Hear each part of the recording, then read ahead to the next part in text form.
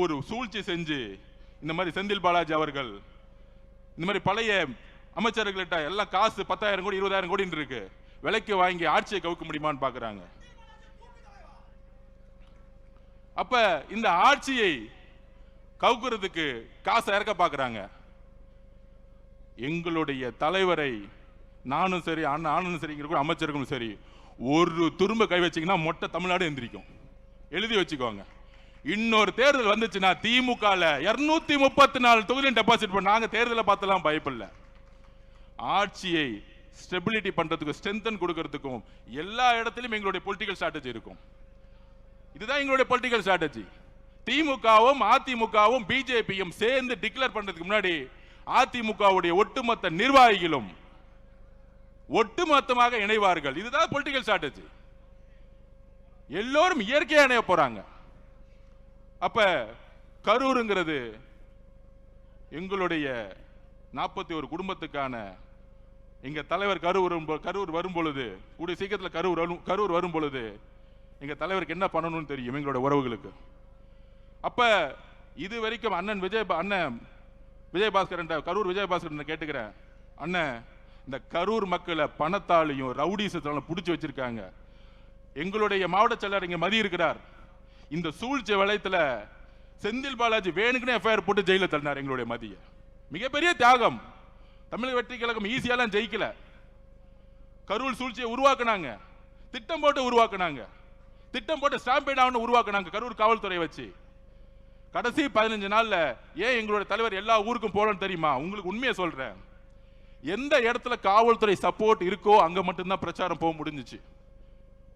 திருப்பூர்ல போகும்போது காவல்துறை சப்போர்ட் இல்ல, திடீர்னு எல்லாரும் கிளம்பிட்டாங்க. ஏன்னா கோயம்புத்தூர் மாவட்ட பொறுப்பாளர் திரு செந்தில் பாலாஜி திருப்பியும் அங்க இருக்க காவல்துறை அழுத்தம் கொடுத்து அவர் திருப்பூர் போகும்போது போலீஸ் எல்லாம் விலகிருங்க, 10 லட்சம் பேர் திருப்பி மக்கள் கூடட்டும், திருப்பி அவங்க இடிச்சுக்கிட்டு திருப்பி ஸ்டாம்பிட் ஆகட்டும், இப்படி ஒரு சூழ்ச்சி.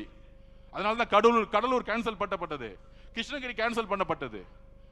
சோ திமுக ஆட்சியில் இருக்கிற வரைக்கும் ஒரு இயற்கையாகவே ஒரு ஸ்டாம்பிட் உருவாகட்டும், காவல்துறை எதுவும் சப்போர்ட் பண்ணக்கூடாது, ஒரு எஸ்ஓபி போடட்டும். அதனாலதான் 14 ஊருக்கு பிளான் பண்ணதை எங்களுடைய தலைவரால போக முடியாத சிச்சுவேஷன். நிறைய டிஸ்ட்ரிக்ட்ல காவல்துறை சப்போர்ட் கிடையாது. இந்த உண்மையெல்லாம் மக்களுக்கு தெரியுமா? தெரிய வைக்கணும்.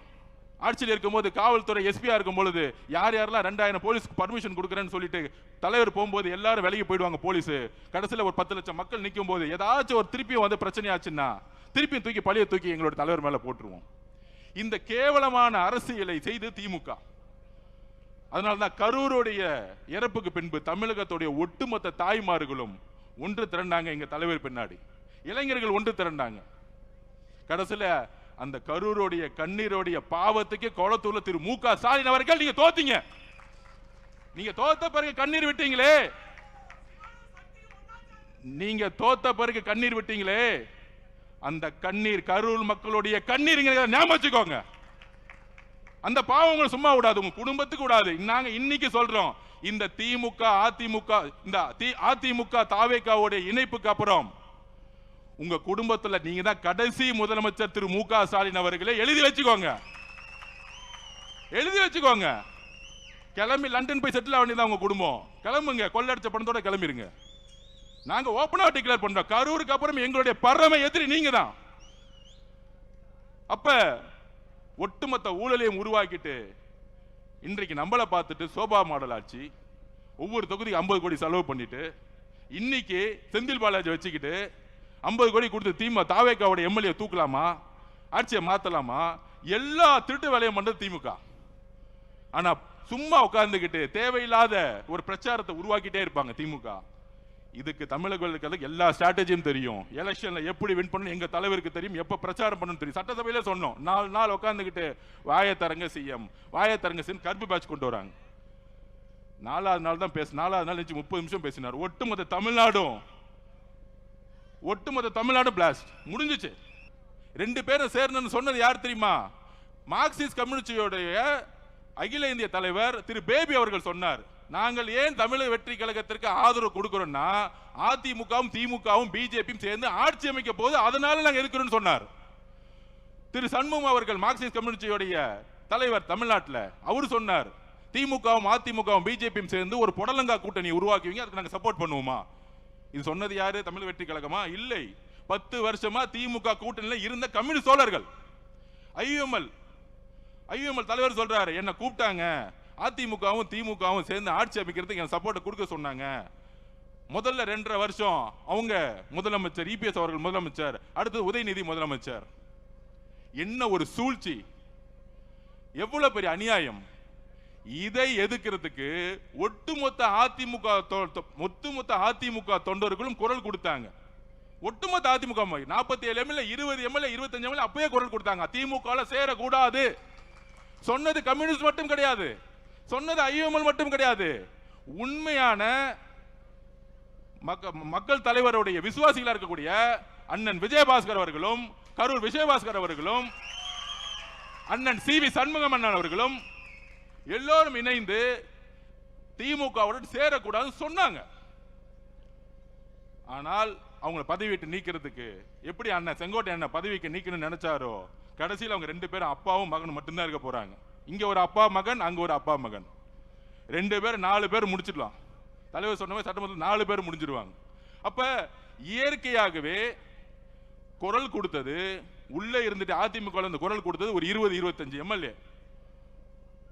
அக்கா வந்திருக்காங்களே மதுராந்தகத்தோட எம்எல்ஏ, ஒரு 4 பேர் ரிசைட் பண்ணாங்க, எல்லாரும் சேர்ந்து குரல் கொடுத்தாங்க.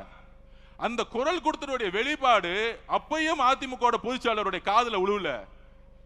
அதனாலதான் ரிசைன் பண்ணி தமிழக வெற்றி கழகத்தில் சேர்ந்தாங்க தைரியமா. 10 நாள் அவர் எம்எல்ஏ ரிசைன் பண்ணா அதுக்கு ஒரு தைரியம் வேணும். அந்த தைரியம் எங்கிருந்து வந்துச்சுன்னா, புரட்சி தலைவி அம்மா கிட்ட நான் வளர்ந்தேன், எனக்கு பேர் வச்சதே புரட்சி தலைவர் தான், அம்மா புரட்சி தலைவர் தான் எனக்கு பேர் வச்சாங்க.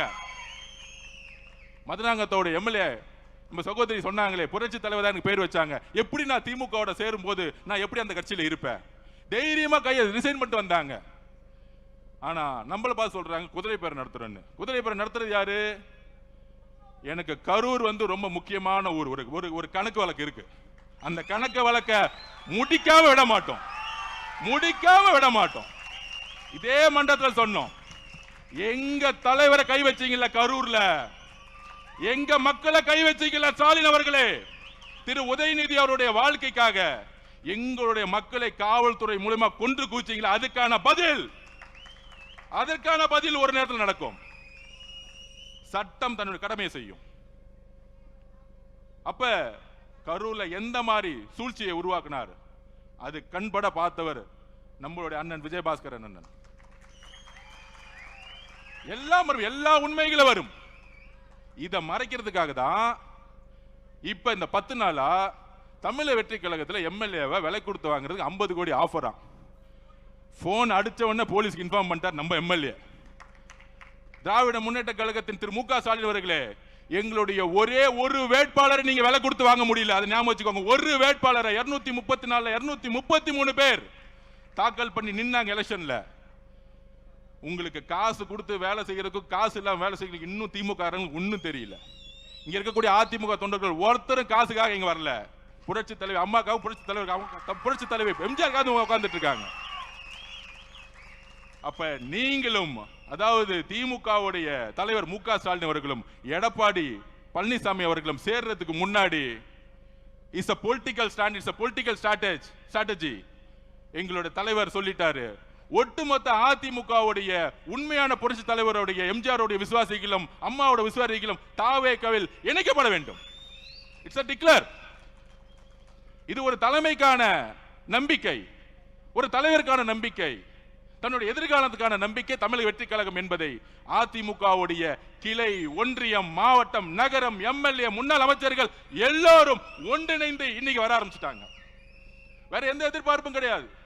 தமிழக வெற்றி கழகத்தெல்லாம் திமுகவும் அதிமுக உடைய பொதுச்செயலாளர் அடிச்சு வச்சிருக்க மேல காசுல இங்க கிடையாது. நாங்க எளிமையா இருக்கிறோம். இன்றைக்கும் அமைச்சர்கள் ₹1 ஒரு துறையில வாங்கல, ஒரு துறையில ஒரு இடத்துல ஒரு அமைச்சர் காசு வாங்கிட்டாங்க. சொல்லுங்க பாப்போம் திரு மு க ஸ்டாலின் அவர்களே. அப்போ ஒரு மாற்றம் உருவாகிட்டு இருக்கு தமிழ்நாட்டில். இந்த மாற்றத்தை மக்கள் சந்தோஷமா மகிழ்ச்சியா அனுபவிச்சுட்டு இருக்காங்க. எந்த டிபார்ட்மெண்ட் போனாலும் ஊழல் இல்லையே. ஆன்லைன்ல பட்டா கிடைக்குது, டிடிசிபி போனா அப்ரூவ்ட் கிடைக்குது, ரிஜிஸ்ட்ரேஷன் டிபார்ட்மெண்ட் போனா காசே இல்லாம இன்னைக்கு இல்ல நிலம் பதிவு பண்றாங்க. நெடுஞ்சாலைத்துறையில் ஊழல் தூக்கி எறிஞ்சிருக்கும், பொதுப்பணித்துறையில் ஊழல் தூக்கி எறிஞ்சிருக்கும், போக்குவரத்து துறையில் ஊழல் கிடையாது. இணைந்து பணி செய்வோம்.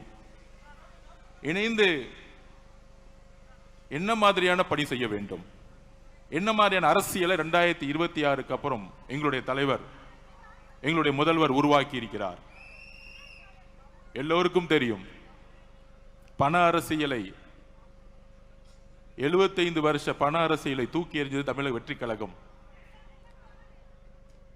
மத அரசியலை தூக்கி எறிந்திருக்கிறது, ஜாதி அரசியலை தூக்கி எறிஞ்சிருக்கு தமிழக வெற்றி கழகம் இந்த தேர்தலுக்கு பின்பு.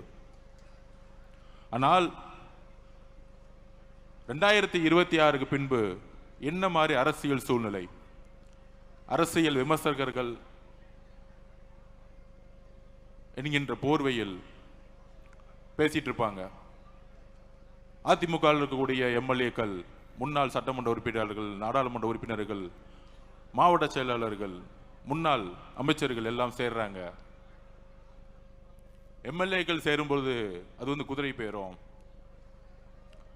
நாங்கள் எம்எல்ஏக்கள் வரும்போது சொன்னோம், ஒட்டுமொத்த அதிமுகவுடைய 90% நிர்வாகிகள், தொண்டர்கள் தமிழக வெற்றி கழகத்தில் இணைய போகிறார்கள். ஏன் இணைய போகிறார்கள்? அதற்கான மெசேஜும் 30 நாளுக்கு முன்னாடி சொன்னோம். 2026 தேர்தலுக்கு பின்பு தமிழக வெற்றி கழகம் 108 தொகுதியோடு நிற்கும் பொழுது, நேற்று கூட்டணி கட்சியோடைய மீட்டிங்லாம் நடந்துட்டு இருந்துச்சு. அப்ப அங்க வந்த அனைத்து தலைவர்களும், காங்கிரஸோட தலைவர்கள், நேற்று காலையில் வந்த கம்யூனிஸ்ட் தோழர்கள், மதிமுகவோட தலைவர், விசிகே உடைய தலைவர், இந்திய கம்யூனிஸ்ட் ஐஎம்ஓட தலைவர்கள் சொன்ன ஒரு வார்த்தை, நீங்க ஆட்சி அமைக்கிறதுக்கு என்ன நிலைப்பாடுனா எடுப்பீங்கன்னு நினைச்சோம். மாண்புமிகு முதலமைச்சர் அவர்களை பார்த்து சொன்னார்கள், 108 வந்தவொடனே நீங்க அதிமுகவுடைய இபிஎஸ் அவர்களிடம் ஆதரவு கேட்பீங்கன்னு நினைச்சோம். 47 எம்எல்ஏ இருந்தாங்க. அந்த ஆதரவுடன் நீங்க ரொம்ப எளிமையா, ஈஸியா நீங்க முதலமைச்சர் ஆயிருக்கலாம். ஆனால் நீங்கள் அழைத்தது இந்திய காங்கிரஸ் கட்சியை. அவங்க 5 எம்எல்ஏ தான் வச்சிருந்தாங்க. கம்யூனிஸ்ட் கட்சி தோழர்கள் சப்போர்ட் பண்ணுவாங்களா இல்லையா தெரியாது. விசிகே சப்போர்ட் பண்ணுமா இருக்கா தெரியாது. 60 வருஷம் உறவு இருக்கக்கூடிய ஐஎம்எல் சப்போர்ட் பண்ணுமா இருக்குமா தெரியாது. ஆனால் நீங்கள் காங்கிரஸை அழைத்த பொழுது நாங்கள் நம்பினோம், நீங்கள் மதசார்பற்ற கொள்கையிலும் சமூக நீதி கொள்கையிலும் உறுதியாக இருக்கிறது என்பதை நாங்கள் நம்பினோங்கிறது எல்லா தலைவர்களும் சொன்னார்கள். அப்ப எங்களுடைய தலைவர், தமிழக வெற்றி கழகம், எம்எல்ஏக்கள் தேவைப்பட்டாலும் காங்கிரஸோடைய 5 எம்எல்ஏக்களுடன், கம்யூனிஸ்ட் தோழர்களுடன், விசிகே தோழர்களுடன், ஐஎம்எல் தோழர்களுடன் ஆட்சி அமைக்கிறதுக்கு கடைசி நாள் வரைக்கும் போராடினோம். ஆனால் ஏன் அதிமுகவுடைய திரு இபிஎஸ் பழனிசாமி நாங்கள் ஆதரவு கேட்கவில்லை? It's a political strategy. என்ன பொலிட்டிக்கல் ஸ்ட்ராட்டஜி அது? தேர்தலுடைய ரிசல்ட் வந்துட்டு இருக்க நேரத்தில் ஒரு 7-8 மணிக்கெல்லாம் தகவல் வந்து 108 110 நிக்கிறோம். சரியாக நைட்டு 10 மணிலிருந்து திரு மு.க. ஸ்டாலின் அவர்களும் திரு உதயநிதி அவர்களும் அதிமுகவுடைய இபிஎஸ் பழனிசாமி அவர்களும் அவருடைய மகன் மிதுன் அவர்களும் பாஷ்யம் கன்ஸ்ட்ரக்ஷன் கம்பெனியுடைய ஓனர் அவர்களும் எல்லோரும் ஒன்று சேர்ந்து திமுகவும் அதிமுகவும் சேர்ந்து ஆட்சியை அமைக்க பேச்சுவார்த்தை நடத்த ஆரம்பிச்சிட்டாங்க. அதிமுகவுடைய நிறுவனர் யார்? புரட்சி தலைவர் அவர்கள் எதற்காக கட்சியை உருவாக்கினார்? அண்ணன் செங்கோட்டையன் வந்தார்களே இங்க, புரட்சி தலைவருடைய அமைச்சரவையில் பங்கு பெற்றவர். அதுக்கப்புறம் புரட்சி தலைவி அம்மா அவர்கள் அதிமுகவை வழிநடத்திய பொழுது எதற்காக என்ன சொல்லி வழிநடத்தினார்கள்? இந்த திமுக தீய சக்தி குடும்பம் ஊழலுக்காக உருவாக்கப்பட்டது. இந்த தீய சக்தி எதற்கு அதிமுகவை உருவாக்கியது புரட்சி தலைவர் எம்ஜிஆர் அவர்கள், அதை வழிநடத்தியவர்கள் புரட்சி தலைவி அம்மா அவர்கள். புரட்சி தலைவர் அவர்களுக்கு என்ன நேர்ந்தது? புரட்சி தலைவி அவர்களுக்கு என்ன நேர்ந்தது? சட்டமன்றத்தில் மரபை பத்தி பேசுறாங்க. புரட்சி தலைவி அவர்களை சேலையோடைய இழுத்து கிழிச்சது யார்? இதே திமுக. ஜெயிச்சு முடிச்ச உடனே அங்க ஒரு குடும்ப கட்சி, இப்பொழுது இபிஎஸ் அவர்களும் தன்னுடைய மகனும் மட்டும்தான் கட்சி நடத்திட்டு இருக்காங்க, வேற யாரும் இல்லை. இப்ப இன்றைக்கு 2 சகோதரர்கள் விஜயபாஸ்கரன் சேர்ந்த பிறகு 60% அதிமுக இணைந்து விட்டது. % தான் இருக்கு, இன்னும் 30% தான் இருக்கு. அப்ப பொதுமக்களுக்கு வெளிப்படைத்தன்மை நம்ம பேசணும். எதுக்கு இந்த பொலிட்டிக்கல் ஸ்ட்ராட்டஜி எடுக்கிறோம்? எதிர்காலம் இல்ல, உடன்படிக்கை ஏற்பட்டு விட்டது, இன்னும் அறிவிப்பு மட்டும்தான் இல்ல. திரு மு.க. ஸ்டாலின் அவர்களும் தலைவர், அதிமுகவோட பொதுச் செயலாளர் கூடிய விரைவில் கூட்டணி அறிவிக்க போறாங்க. ஒன்னு உள்ளாட்சி தேர்தல் அப்ப இருக்கும், இல்லைன்னா லோக்சபா தேர்தல் இருக்கும், மக்களவை தேர்தல் இருக்க போகுது. அப்ப இவங்க 2 பேரும் சேரும் பொழுது டெல்லியோடைய சப்போர்ட்டும் பிஜேபியோட சப்போர்ட்டும் சேர்ந்துக்கிட்டு ஒரு அரசியல் சூழ்நிலையை தவறா தமிழ்நாட்டில் உருவாக்கிடக்கூடாது. அப்படி சேரும் பொழுது ஒட்டுமொத்த அதிமுக நிர்வாகிகள் ஆல்ரெடி இங்க மூவ் ஆயிட்டாங்க, தமிழ் வெற்றி கழகத்துக்கு மூவ் ஆயிடுவாங்க அந்த முடிவு எடுக்க போது முன்னாடியே. அப்ப நாளைக்கு அதிமுக வெறும் பேப்பர் லெவல்ல இருக்கும். அப்ப இபிஎஸ் அவர்களும் திரு மு.க. ஸ்டாலின் சேரும் பொழுது ஒவ்வொரு மாவட்டத்திலும் திரு இபிஎஸ் அவருடைய அதிமுக வேலை செய்யறதுக்கு ஒரு நிர்வாகி இருக்க மாட்டாங்க, ஒரே ஒரு நிர்வாகி இருக்க மாட்டாங்க. அவருடைய மகனும் திரு இபிஎஸ் பழனிசாமி அவர்கள் மட்டும்தான் கட்சியில் இருப்பாங்க. இன்னொரு 5 பேர் இருப்பாங்க, அவங்களுக்கு தேர்தல் வேலை செய்யவே தெரியாது, அவங்களை விட்டுருவோம். இப்பயே தீர்மானம் போடுறாங்களாம், திரு மிதுன் அவர்கள் கட்சியை வழி நடத்தணும், இளைஞர் அணி தலைவர் ஆகணும். அதுல அவர் சொல்றாரு, அன்னைக்கு பேட்டி எடுக்கும்போது சொல்றாரு இபிஎஸ் அவர்கள், என்னுடைய மகன் ஒன்லி உறுப்பினர் தான், அரசியல் ஆசைலாம் எதுக்கு நீங்க உறுப்பினரா வச்சுக்கிறீங்க? எதுக்கு தெரியுமா? திரு உதயநிதி அவர் சொன்னாருங்களே, என் மகன் 25 வருஷமா உறுப்பினரா இருந்தாரு, அதனால டக்கு நான் இளைஞர் தலைவர் ஆகிட்டேன், அதனால சட்டமன்ற உறுப்பினர் ஆகிட்டேன், அதனால துணை முதலமைச்சர் ஆகிட்டேன். இதே கதை தான் அடுத்து இபிஎஸ் அவர்கள் ஃபாலோ பண்ண போறாங்க. இதை தெரிஞ்சுக்கிட்டாங்க எல்லா மாவட்ட செயலாளர்களும், எல்லா முன்னாள் அமைச்சர்களும் நல்லா தெரிஞ்சுக்கிட்டாங்க.